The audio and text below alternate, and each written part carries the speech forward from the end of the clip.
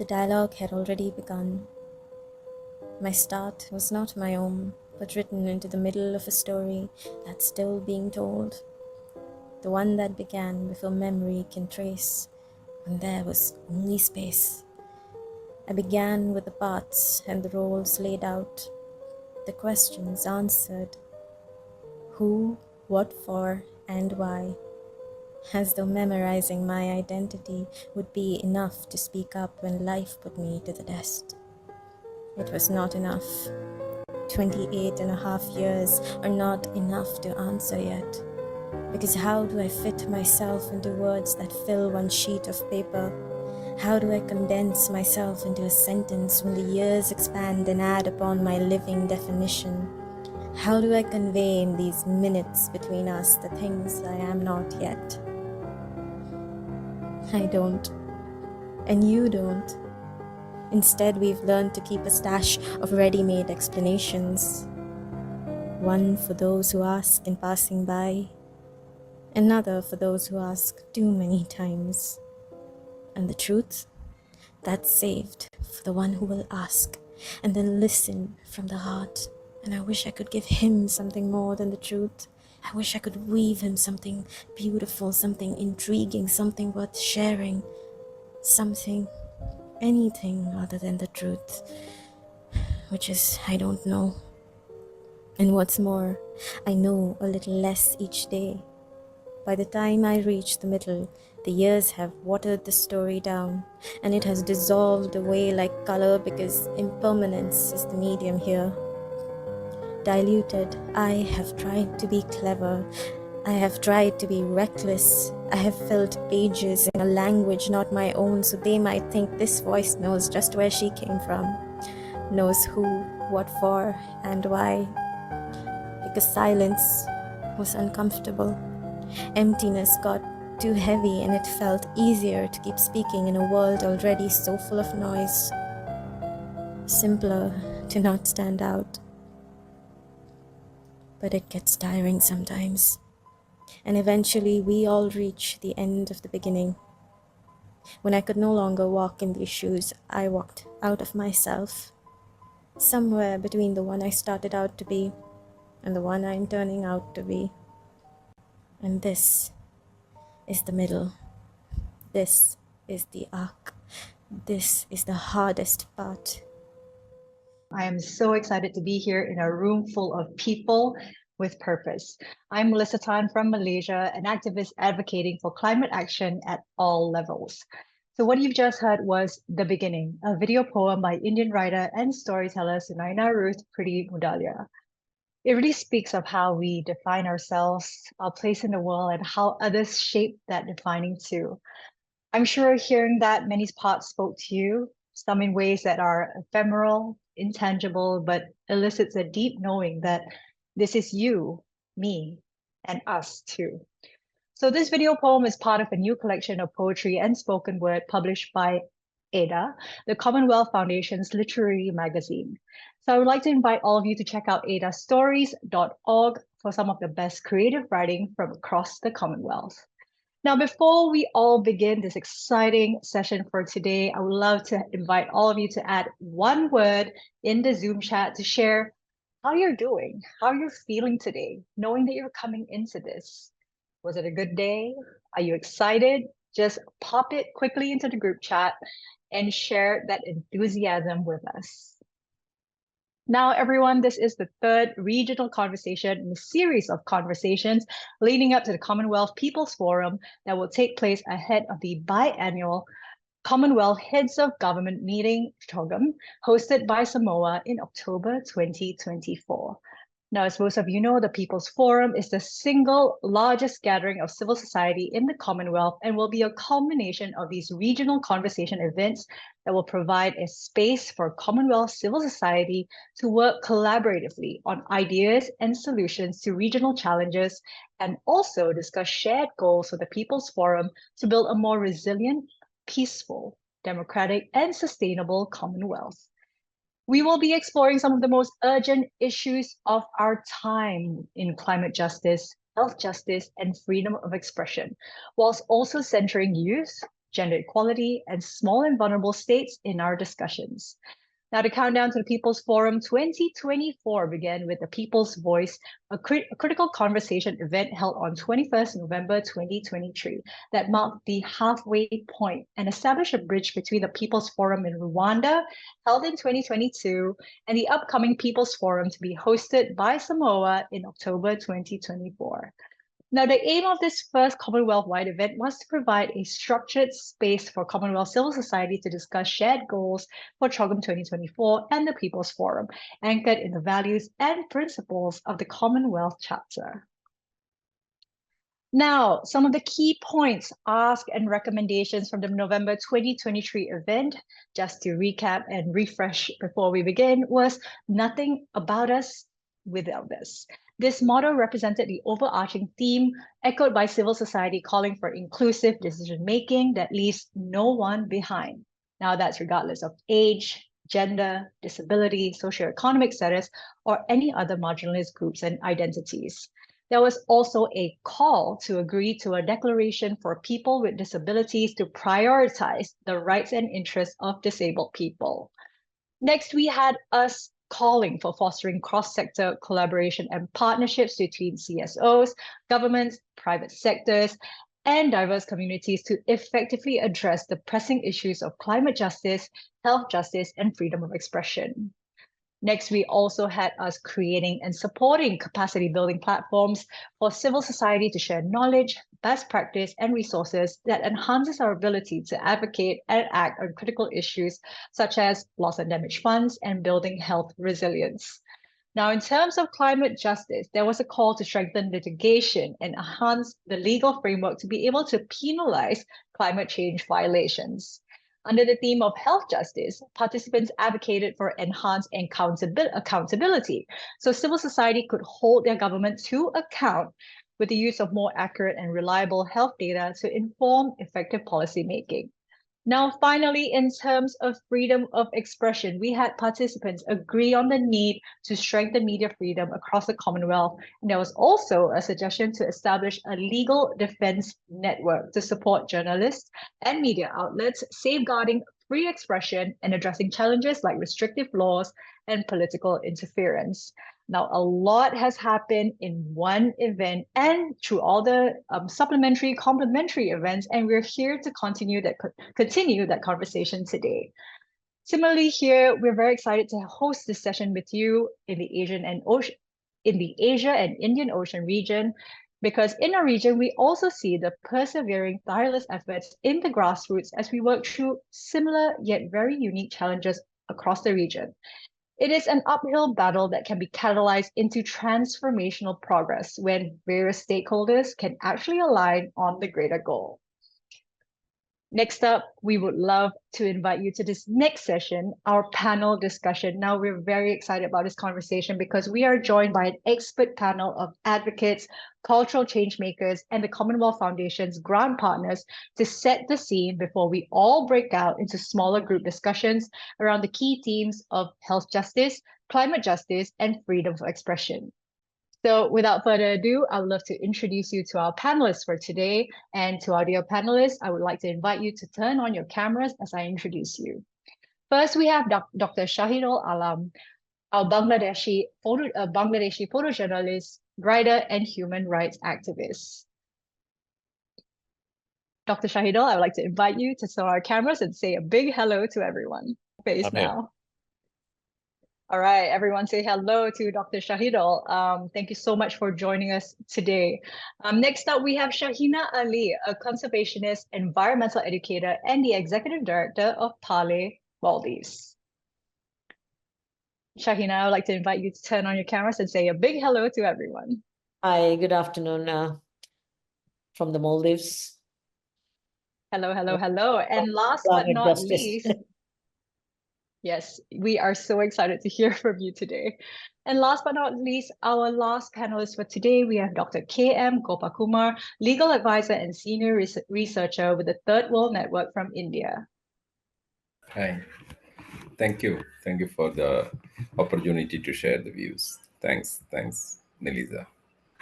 And we're so grateful you're here with us today because we know from the three of you, you have a wealth of knowledge and experience to be able to really kickstart the discussion for today. So I trust that everyone here has read their bios. And once again, we're so thankful for your attention and your enthusiasm to join the conversation today. So before that, let's kick off with this first question that I would like to address to the three of you. So we really love to understand what are the key priorities or challenges that are specific to our region that you have observed within your respective fields of work. And I'd like to throw this first question first to Shaahina. You know, you're working a lot in climate justice centered around marine ecosystem. What are the key priorities or challenges that you see? Hi, yeah, we work throughout the Maldives. We are working in over 150 islands. And a key challenge for the Maldives, a small country like the Maldives, is also the ocean that separates our little islands, the logistical challenges and everything. Those are challenges that needs investment, infrastructure that we could handle it. But the other challenges we are facing is the economic disparity, the opportunities for island small communities to excel or to bring their communities to the level that we discuss in global forums or in the local, government bodies or forums. It trickles down very slowly. So the disparity of economies, the scale of economies in these islands are so dispersed that it is very difficult and it's very challenging to work with. The other is the other biggest challenge we have is the disconnect of people to the environment. Really what is happening with climate change, the knowledge. Climate change is a word that we all know and hear, but we don't know how badly it is connected. Like every action we have or every unthoughtful development decision we make, quick decisions we make is impacting the environment. And this impact on the environment right now in a most vulnerable time where climate change is happening so fast, we are actually destroying more than we can, save or bring back. For example, you must have heard right now we are going through the 4th coral bleaching mass El Nino event, and Maldives the reefs are very vulnerable.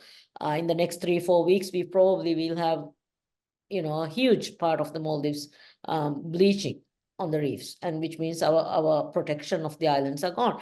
But we are not connecting that. We are not taking it into consideration with the commitments, political commitments and development commitments we have made on reclamation, development, harbors, all these things.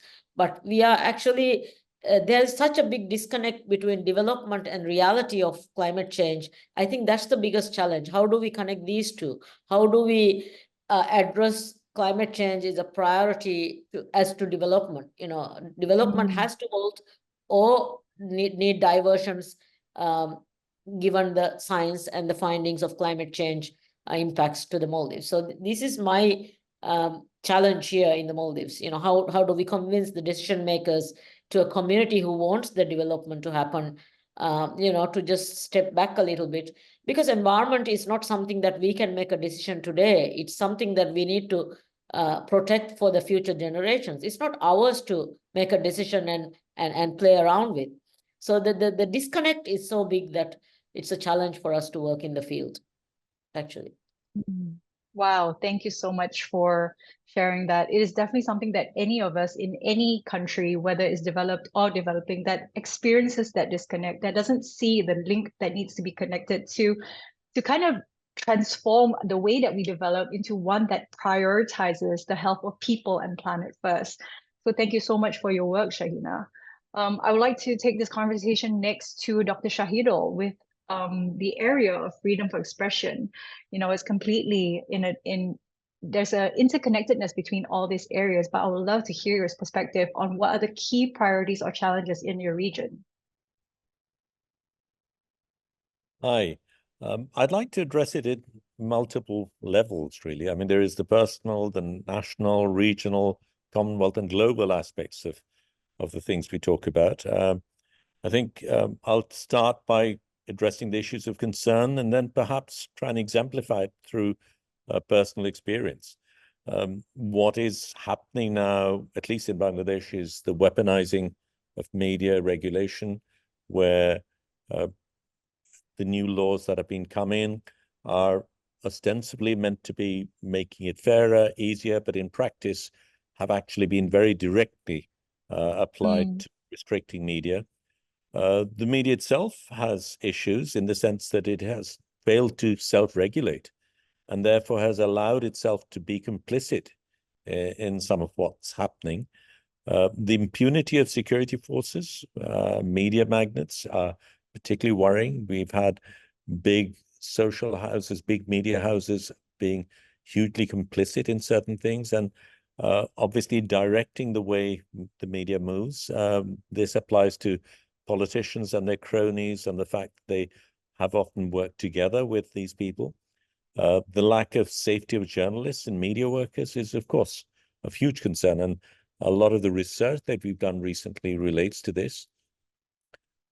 This is media election year across the globe, but the role of the media in elections has been very, very worrying, and they've certainly not played the role that they were meant to in terms of what has happened. And now we have a situation where some 30 million young voters have not had the opportunity to vote over the last 15 years, which is quite staggering. The judiciaries, courts, they become part of the repressive machinery. So that needs to be solved. But then we now have this particular situation where we've had 2 robbed elections in the past, but now we have what is called the dummy election. So we've got a dummy parliament, a dummy legislature, and a dummy election altogether. So that's something that is pretty worrying. Preventing access to information is something that has to feature very highly, because an informed public is what will save us from this situation, and the public simply is not in a position to know the information. Public service journalism, as it stands, does not exist. And all this is really designed to restrict freedom of expression at all levels. And while certain people have been victimized for saying so, I think the real problem is that too many good people have stayed silent when they should have been speaking. I'll come on to the personal effects later. That's enough for now. I really appreciate your perspective. I'm sure that everyone else in the audience is similarly nodding along, identifying the similarities in their own countries as well. It is such a call for the voices of truth to stand strong and for us to really form cohesive efforts to push the industry to where it needs to be. Now, last but not least, Dr. Gopakumar, you have been a strong voice in health justice in this region. What are your key priorities or challenges that you've identified? Thank you, Melissa and Commonwealth Foundation for taking initiative for this regional dialogue.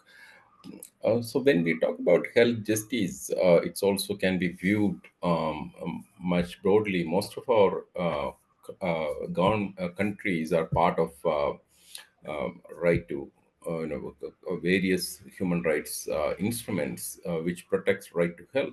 So that gives us a kind of notion that our rights are protected and governments have that responsibility or an legal obligation to protect our health.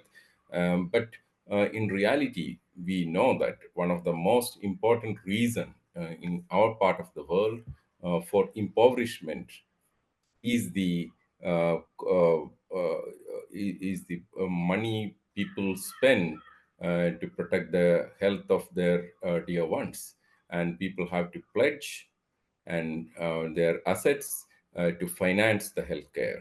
So this has pushed millions of people in our part of the world below the poverty line.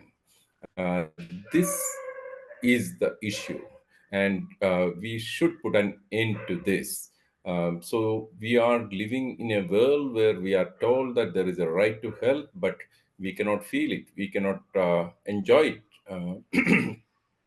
So it's a, but the statistics tells you the periodic progress we are making on the universal healthcare. or universal health coverage, actually. So the term also to be carefully need to be understood. There is a universal health care and there is a universal health coverage. The universal health coverage basically varies from various kinds of some set of package of healthcare. So certain conditions you will be getting a free healthcare, but in certain part you will not get it. Okay, but if you put it all together in the Asia Pacific region, around 950 million people are outside any kind of coverage. So that means people have to spend money from out of their pocket. Even in countries which has achieved 70%, 80% score in the universal health coverage index, still if you look at the out of pocket expenditure, it's also very high. So therefore, for us, health justice means nobody should be denied treatment, and nobody should be pledging their assets to finance the treatment. So this is what we require. So for that, what we require is at least two things, where the uh, uh, organizations like the World Network or People's Health Movement or many other organizations are working. First, to enhance the public investment in the healthcare. So therefore, infrastructure are built. People are not forced to go to the private sector. But at the same time, we also know that building up the public health infrastructure requires time. But meanwhile, there is an urgent need to regulate the healthcare charges. In many countries, there is no regulation on the healthcare charges or charged by the private sector. So going into a private healthcare facility to seek treatment, basically you are exposing yourself to the risk of being exploited. We would like to put an end to that situation, and governments have a duty under the under the constitution as well as under the international human rights law to protect people from the exploitation of the third parties. So therefore, to protect people is an important or fundamental right. So this to be exercised, and population should be protected, and people should not be exploited because they are facing an health situation. So this is what we are pushing for it. And lastly, but to make the health justice a reality, you also need the availability and affordability of healthcare products. We are in a situation where even in countries like Malaysia, where the healthcare is largely financed by the government, and people are getting seeking their healthcare needs from the public sector. But still there are people who cannot afford the healthcare because the products are very high, especially the rare diseases or certain genetic diseases. We know that we do have medicines, but cannot afford. So there should be an end to this. These medicines are not rocket science. These are not like space shuttles, right? These can be made and it can be make available. But we do have laws which prevents a competition like the intellectual property rights. So we would like to tell our governments, you exercise the policy space available to you and ensure that the treatment and healthcare as well as access and affordability of medical products should not be a luxury, and it should be placed at the very highest level of priority, because you have a international and national obligations, a legal obligation to provide them, and you should not place below the profit of pharmaceutical companies. So that is what health justice means for the people. Yeah.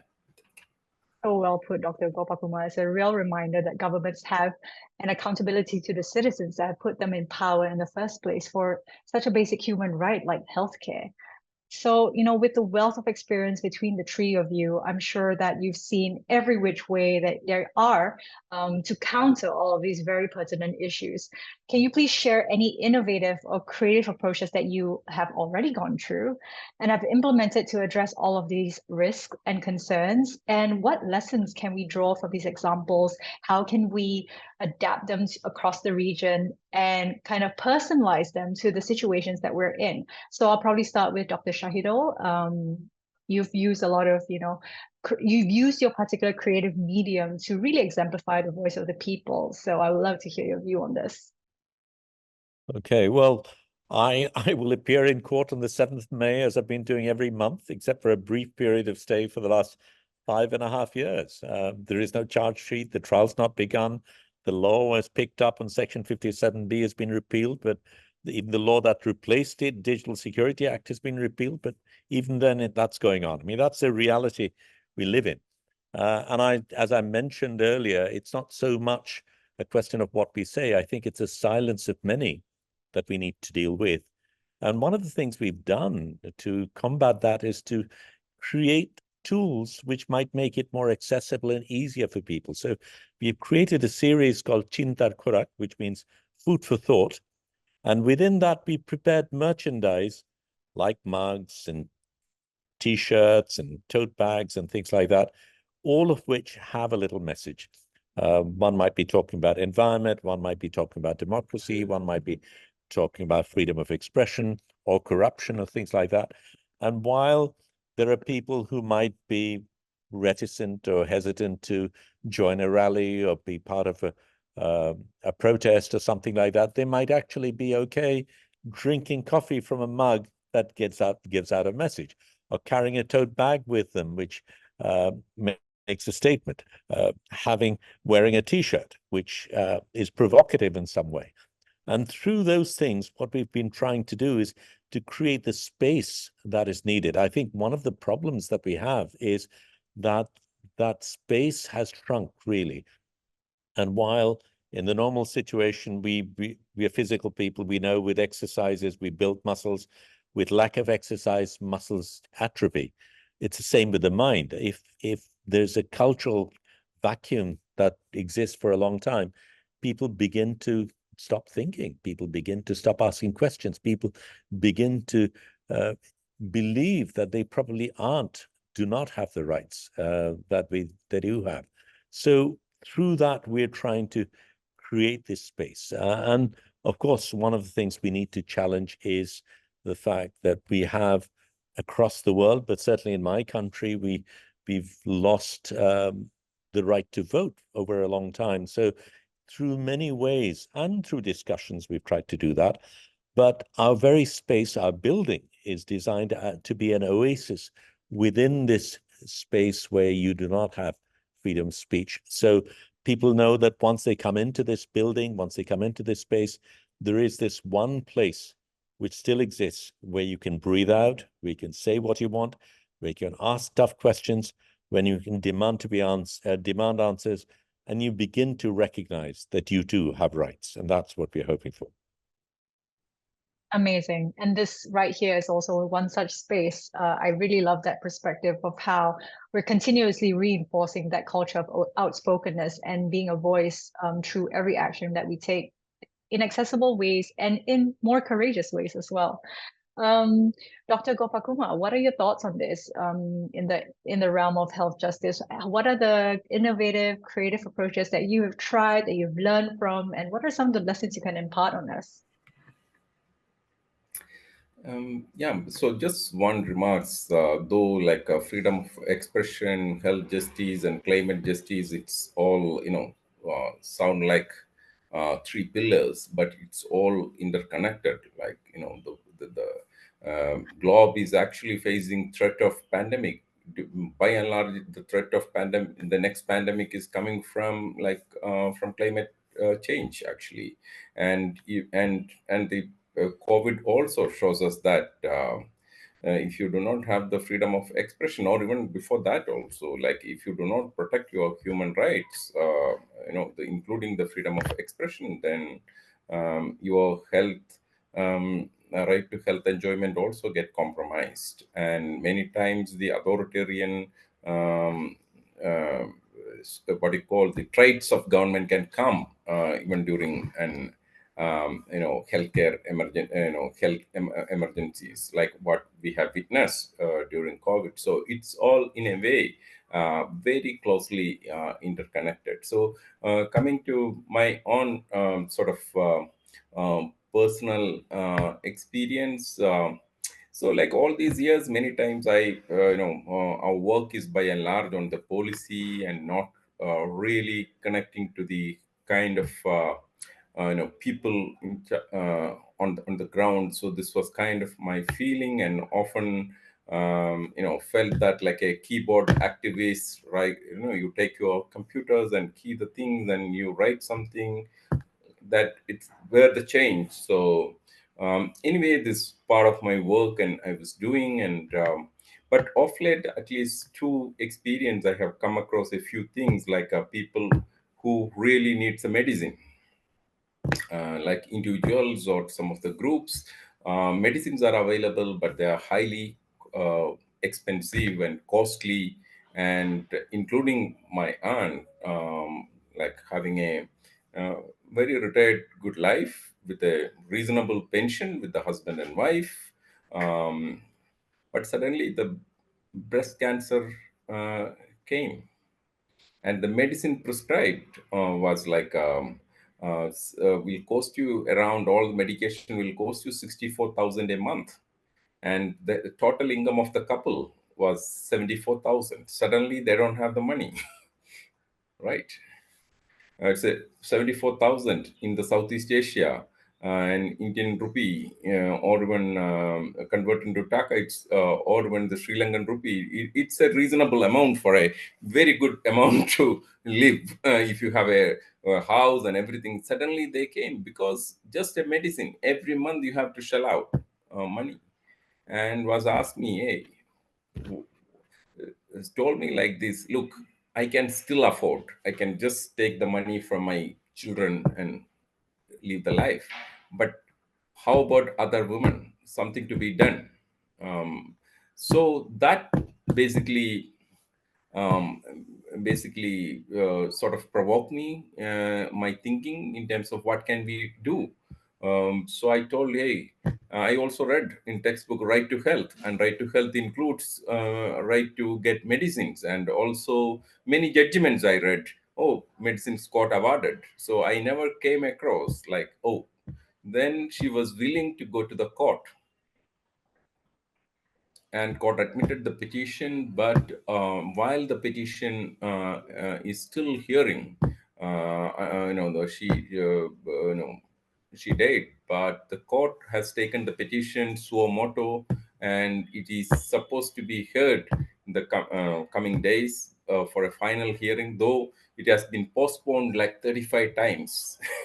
We are still waiting for the justice. But in another case, again, one of my neighbors' children, the child suffering from spinal muscular atrophy. To get that medicine, it requires around 7.2 million Indian rupees per year. No family can afford, with maybe a 1% of the Indian population would be able to afford that medicine. So again, we approached the court, but the court this time, the court has there was a interim prayer to seek the medicine from the to ask the government to finance the medication, and the court granted that relief. The larger petition, that is to local production and do away with the patent on this medicine, is yet to be heard. But I think in the absence, we do not have a right to health act, etc. But what I have learned is that it's important to talk about this to people and take depending upon somebody, to seek remedy, like either go to the court or go to, but even court also can take time. So therefore it is important, end of the day, to make this point as a political issue. Right to healthcare, right to access to medicine, to be made as a political issue. Even the people should be mobilized on this. But that also takes time, but therefore, whatever option for us is that to tell our political leaders about remaining their constitutional duty, tell our judges, you have to deliver. If the state is not delivering, you have an obligation. The judiciary, as a pillar of the governance, has a duty to uh, deliver on right to health. And it's also important to uh, tell the media also that cover these things, apart from in the politics, elections.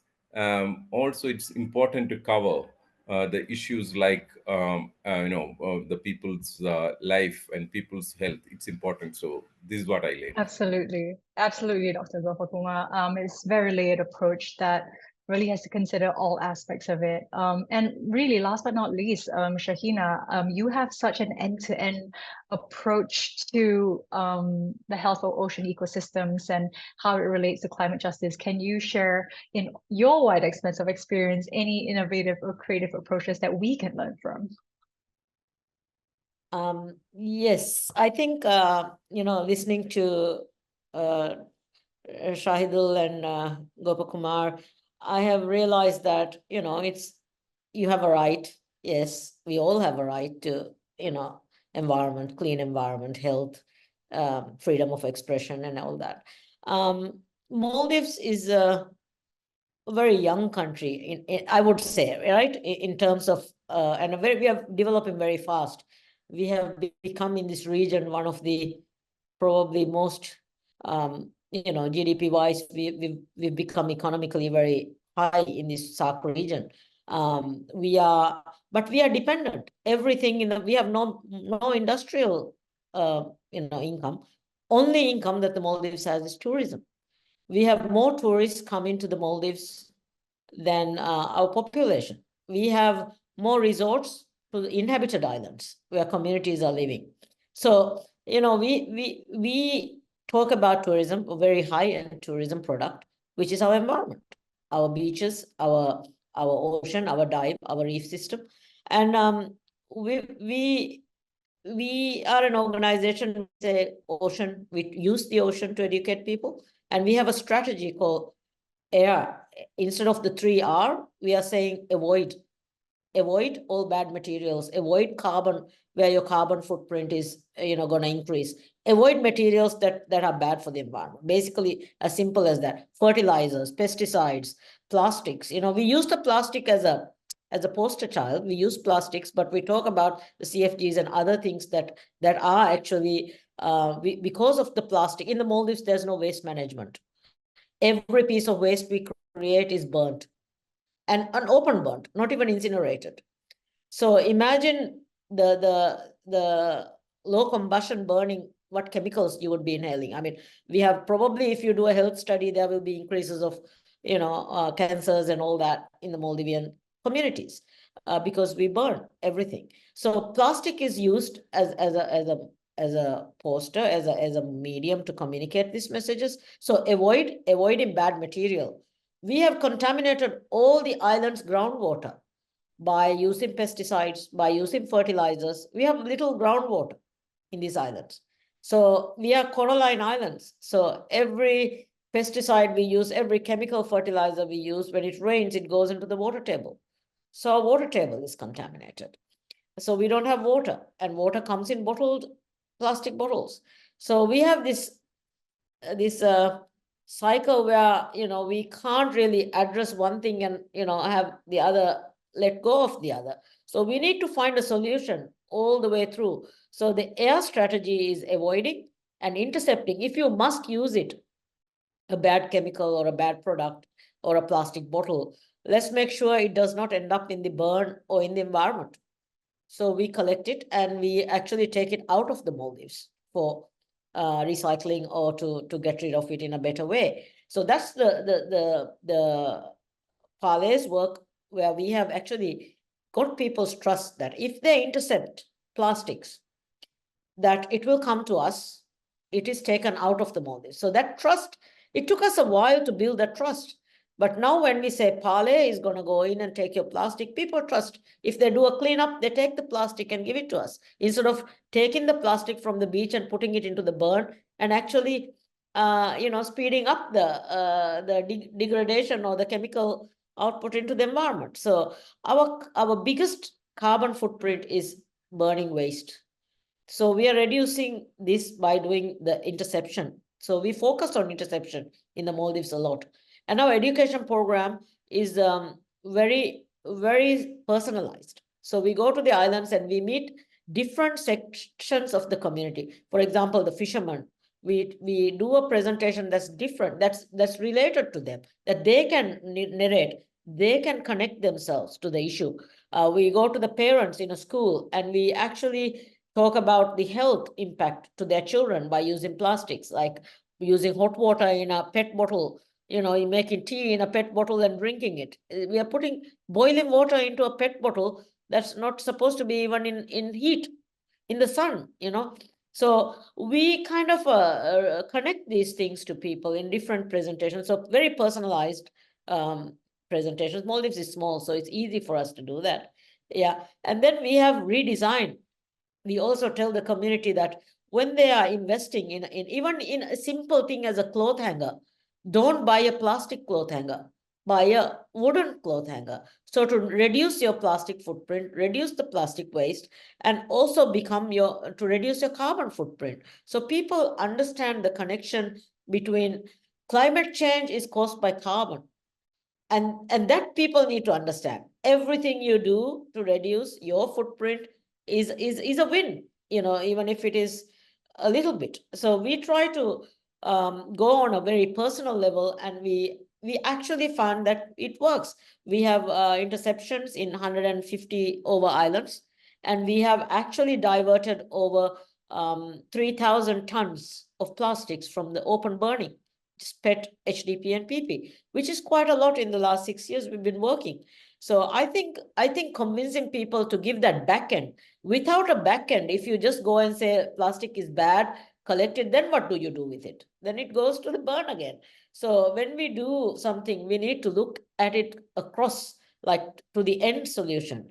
And Parley is actually an organization that's trying to work with creatives to get that end solution, to move away from this toxic material as plastics and fibers that are made out of fossil fuels, and move away from the fossil fuel into more natural things, where we have concrete made out of fungus. You have banana plants making textiles. So kind of getting high-end brands to stop using the virgin plastic and then actually changing it into a more redesigning themselves out of this mess. We need to redesign ourselves out of this mess.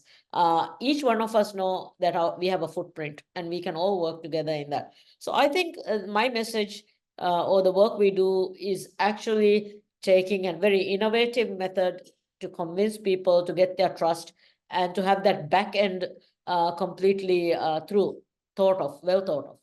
And that's our success, I think.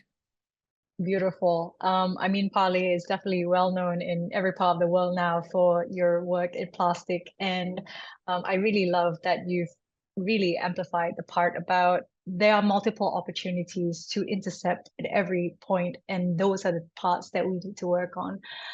Last but certainly not least, the finishing question that we have for our panelists for today is, how do you center and address the needs of marginalized communities in your work to ensure that no one is left behind? And I know that all three of you have already, highlighted and kind of gone through the cracks to see who has fallen in between, to see how we can address those needs. So first, I would like to bring it to Dr. Shahidul. How have you particularly put the marginalized front and center in your work? Dr. Shahidul, you're currently muted, so just thank you. Am I there now? Can you hear me now? Yes, loud and clear. Okay.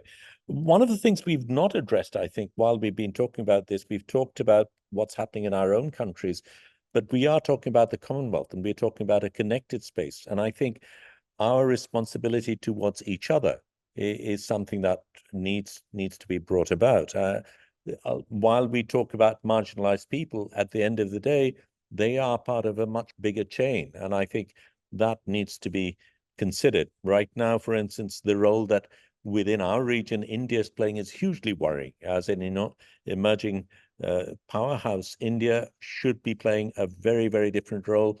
But it's everyone's darling. You saw the recent wedding. You saw Bill Gates and Zuckerberg and Rihanna coming over for a 750-acre compound in Jamnagar. But what is India doing to its own people, and what is India doing to its neighbors? I will also talk about the issue that isn't talked about. USA and Germany are not part of the Commonwealth, but Australia, UK, New Zealand are. Canada is. And the role that they are playing within the greater global conflict that's taking place is hugely worrying. And we're talking of freedom of expression. The fact that a country like Germany has completely abdicated from any freedom of expression role is worrying. On the other hand, since we are talking of the Commonwealth, the role that South Africa has played, I think, is stellar. I think it's shown a very good example. But I am very concerned that the United Nations has become toothless, and it has failed to play the role that it needs to in addressing a lot of these things. And why does the marginalized community suffer the way it does? Because in a country like mine, where we've completely been robbed and do not have voting rights, you have prime ministers of foreign countries shaking hands with our prime minister, ambassadors queuing up to shake a hand. And in a sense, we feel that these global powers, while they wax lyrical about democracy and freedom, in practice are much more comfortable with dealing with pliant dictators as long as their own agenda is set. And that, for me, is the crux of the problem, that the agenda of the common person is not of concern. It is the agenda of the ruling elite and the agenda of the international community that takes precedence, and the average person falls through the cracks. And I think unless we invert this whole thing and put the average person at the top of the value chain, we will never change this, because these external pressures are far too big. What we also forget are that we individually can be powerful, and we, in a sense, abdicate our role to these repressive regimes. And I think it is about time we, the common person, and all of us together begin to take control and rule our own destiny. Oh, beautiful. I think you've really given us a great big picture to our whole discussion for today. So I appreciate you for that. We are running out of time, and we are really heading past the mark into getting to our discussions in the breakout groups. So for this last question, Shaahina, Dr. Gopakumar, if you could just summarize in just a minute, starting with Shaahina, how do you sense and address the most marginalized communities in your work? Once again, Shaahina, just unmute and quickly summarize for us. Yeah, Thank you. I wouldn't call them marginalized. I would call them they're the last people somebody is, like issues are taken as a decision. But in Maldives' case, the communities actually lead a lot. Once they're given a little bit of incentive, or you go into a community and make it happen for them, they are very proudly owning the problem, and then they come back at it. So I would say that, and I agree with Dr. Shahidul, there's bigger players, and we get marginalized by them. We get marginalized by the political system. We get marginalized by the priorities of development. We get marginalized, in these things. And I agree with you, the Commonwealth, the UN, and any other developing, all these forums that are taking place, and currently our oceans, UN, Decade for Environment, and all these UNEP, they need to play a bigger role in accountability, so that people don't get marginalized, so that communities don't get marginalized. I agree with Dr. Shahidul. Thank you so much. And just to quickly recap, the last question is to you as well, Dr. Gopakumar. No, I don't have anything to add, but I would say that the individual or other organizations could make some marginal contribution, but end of the day, and the community should be empowered to work, and that requires political as well as a movement-oriented work. Yeah, that's what all of us should also contribute to the movements and the larger political work other people are doing too. through our work. Yeah. Thank you, Doctor. That really sets the tone for where we're going to next, which is our breakout room discussion. So once again, thank you so much to all three of our panelists. Thank you for that inspiration, for those thoughtful words that really, is going to charge forward with our discussions in the next section. Now, you will all have a chance to make your contributions, to share your regional knowledge, your stories of success, resilience, and innovation to build momentum and collaboration ahead of the Commonwealth People's Forum for 2024. It is truly impressive and exceptionally inspiring to witness so many individuals and organizations, small and large, that have taken up the mantle to serve their specific communities, many of who truly exemplify the meaning of falling through the cracks. Thank you so much once again, participants, speakers, for your contributions and your insights. And a quick reminder, if you have not signed up already, we also encourage you to join the Foundation's digital discussion platform, an innovative online discussion space for all activists, practitioners, artists, and civil society leaders to network, to share ideas, to build solidarity around the issues we've discussed today. We really look forward to seeing you there. We will also continue these regional discussions on the platform as we continue our journey towards Samoa for the People's Forum. So please look out for the QR code that we're going to be sharing with you at the end of the event and a link to join, which will be shared in the chat. We would also love for you to continue the conversation on social media to impact the communities that follow you, the people that listen to you through Twitter and Instagram. So look out for us on the handle @Commonwealth.org. Lastly, we'd also love to hear your views from today's event. So please look out for the post-event survey to share your feedback for us in your inboxes tomorrow. All right, everyone. Thank you so much for sharing this time and space with us today. Thank you once again for joining and contributing. Have a lovely day ahead. Goodbye.